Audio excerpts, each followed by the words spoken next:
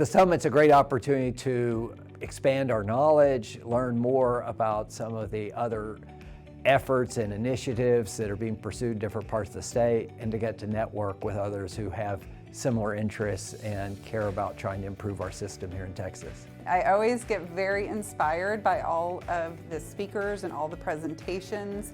Anytime I come to the summit, I just want to go home and start figuring out ways that we can make improvements. Anytime you can gather people across the state of Texas from a variety of walks of life and backgrounds, judges, law enforcement, attorneys, and it's bound to be a productive conversation. We have many counties represented, and so we get to hear a lot of different perspectives. Having the ability to reach 1,200 people is reaching 1,200 jurisdictions. I love that there are people here centering lived experience as part of this event. The very people that have the power to keep kids out of the system are in this building.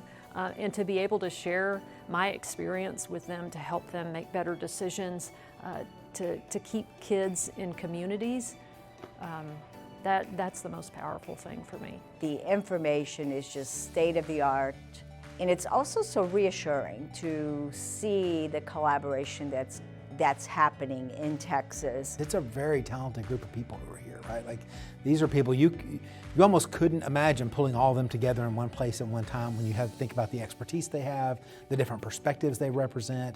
Being able to capture all that within just a day or two in one setting at one time is pretty powerful. The reality is that everybody is just trying to figure out how best to support their community.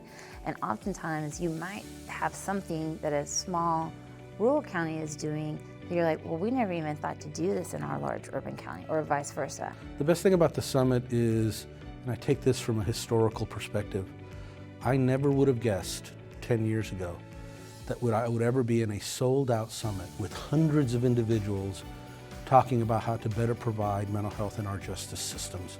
This very sign behind me would have been a miracle 10 years ago. We've come a long way.